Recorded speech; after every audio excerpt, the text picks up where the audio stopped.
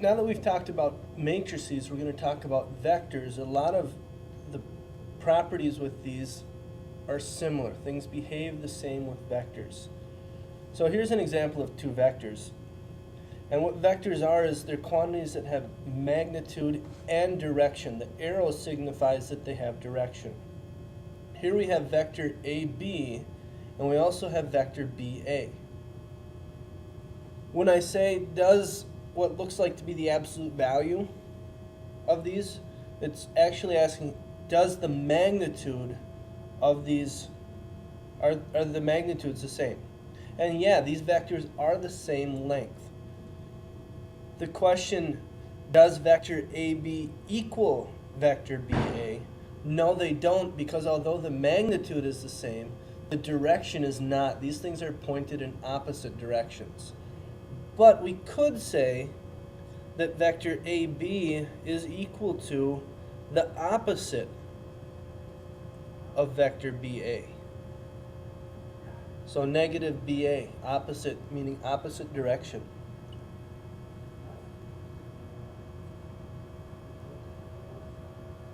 To add two vectors together, I'm going to take them and line them up nose to tail. So I'm going to take vector B and I'm going to move it so that it's lined up with the nose of vector A.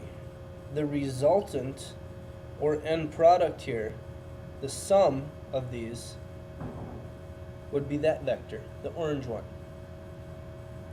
If I want to add three vectors together, I'm just going to take C now, and I'm going to line it up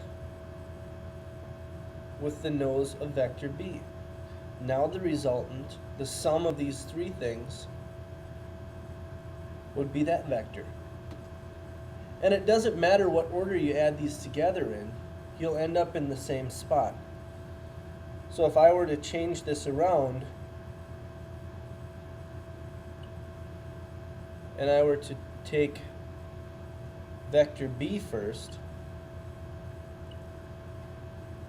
so I'll move B to my starting point, then add in A, and then add in C, you can see that the final resultant vector, the sum, is pointing the same direction and has the same length as it was before.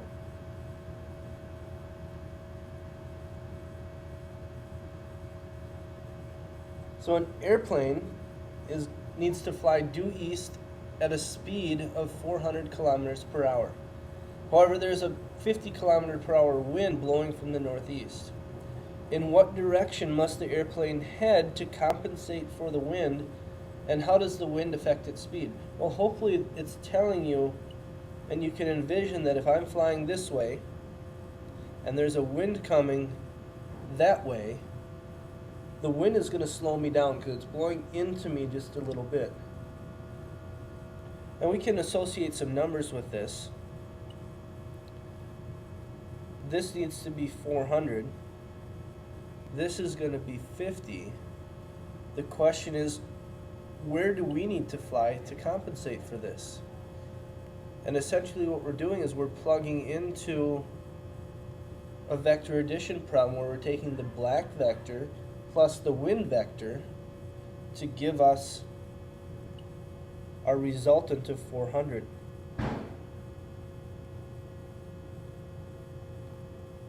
So since the wind is coming from the northeast, we know that this is 45 degrees, making the interior angle here 135.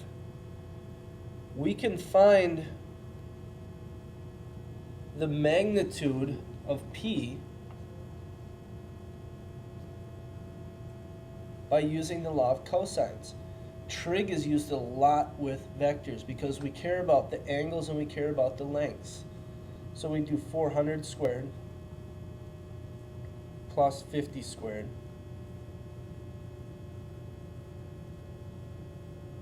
minus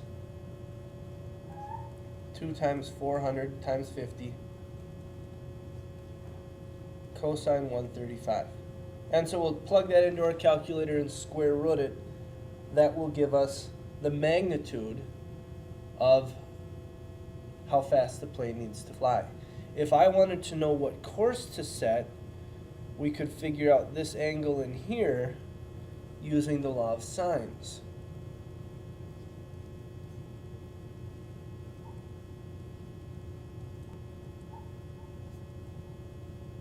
And we would be using the magnitude of p, whatever that happened to be.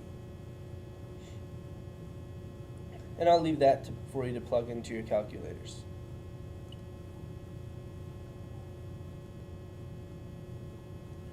In component form,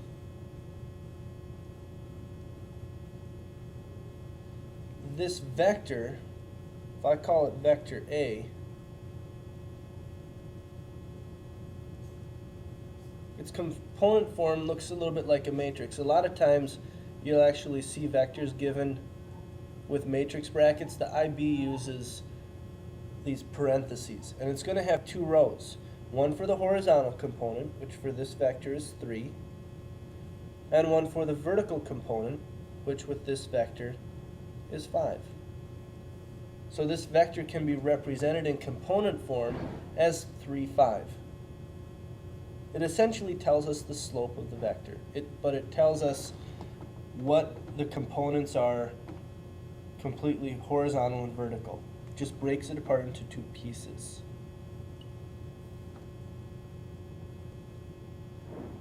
If I want to add two vectors in component form, it's actually very, very easy. We add the x components and we add the y components.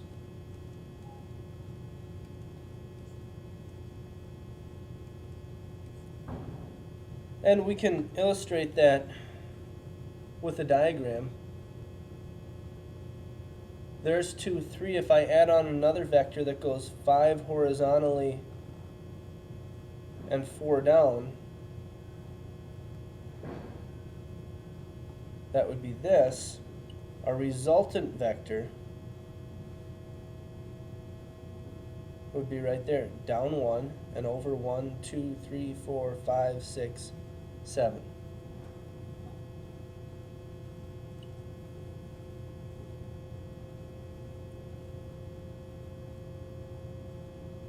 To find the vector between two ordered pairs, let's say this is A and this is B, and I want vector AB. To give it in component form, we're going to take the end value, the terminating point, and subtract the emanating point. So -8 minus 5 and 7 minus 8. So the component form of this would be -13, -1.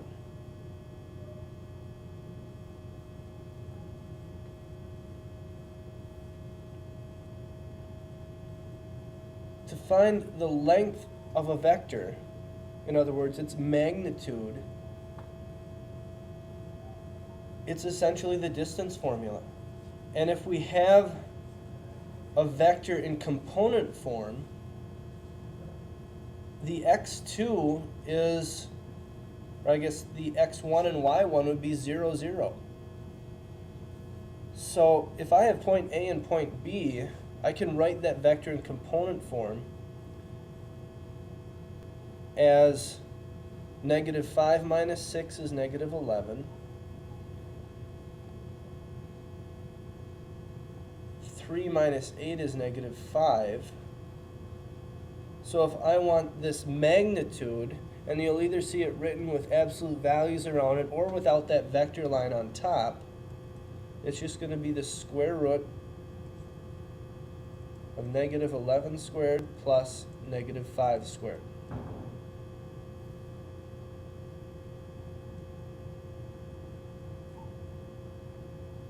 ABCD is a parallelogram. So I've got 4 points sitting out in space somewhere. Don't know where they are.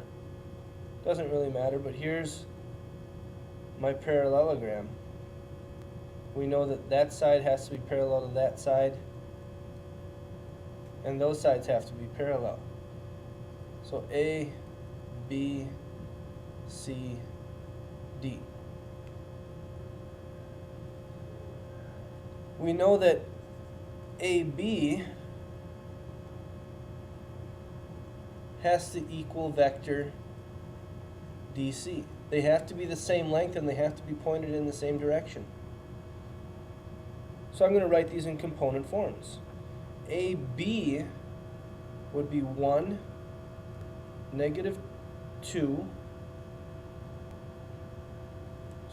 3, negative 2, 2. DC, if I say that C is equal to XYZ, we'll have x minus 3 over,